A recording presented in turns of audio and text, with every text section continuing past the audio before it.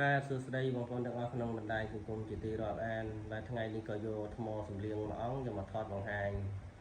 បាទប្រវត្តិថ្មសំលៀងនេះមិនមែនជាជ្រូកសម័យឥឡូវទេគឺរបស់នេះគឺបានតាំងពីសម័យមុនតចំនួន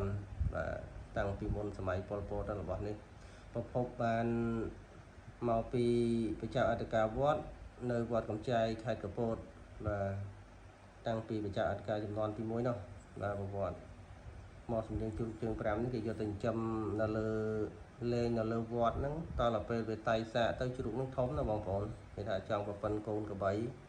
គេយកទៅអូសចោលនៅកណ្ដាលព្រៃបាទកណ្ដាលព្រៃអញ្ចឹងទៅក៏ថ្ងៃមួយមានភ្លើងវាឆេះព្រៃភ្នំហ្នឹងបាទឆេះព្រៃភ្នំហ្នឹងទៅថ្ងៃក្រោយមកមានមនុស្សដើរទៅជួបអាសាកសពជ្រូកជើង5ហ្នឹងវាឆេះឡើងសុបអស់ហើយណាបងប្អូននៅសល់តែថ្មសំលៀងជ្រូកហ្នឹងមួយថ្ងៃក្រោយមកបានមកដល់ប្រជាអធិការអញ្ចឹងណាបងប្អូនបាទហើយដំណតមកក្រោយហ្នឹងបានដល់កូនលោកប្រជាអធិការហ្នឹងបាទឆ្លងកាត់សម័យប៉ុលពតបាទគេយកទៅបាញ់វាមិនចេញរួចខ្លួនក៏បែកសម័យប៉ុលពតមកក៏លោកទៅបួសទៀតអញ្ចឹងរបស់នេះបានមកចំនួនអ្នកក្រោយទៀតហើយខ្ញុំនេះចំនួនទី4បាទបានក្រោយគេហើយបង្ហូតថ្នោលបងប្អូនចឹងជ្រូកខ្លះវាបកែនៅលើថ្មសំលៀងជ្រូកខ្លះក៏បកែនៅលើខ្នាយរបស់វាជ្រូកខ្លះខ្នាយក៏បកែថ្មសំលៀងក៏បកែចឹងទៅណាបងប្អូន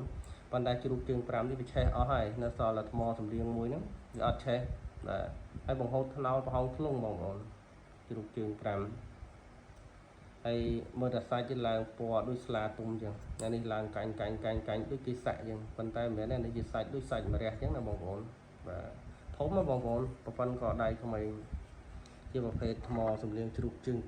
5ប្រភពបានលើកំពូលភ្នំព្រះកំចាយអញ្ចឹងបើសិនជាបងប្អូនមើលឃើញស្រឡាញ់បាទតាក់ទងតាមលេខ Telegram 070 911 999សូមអរគុណសូមជម្រាបលា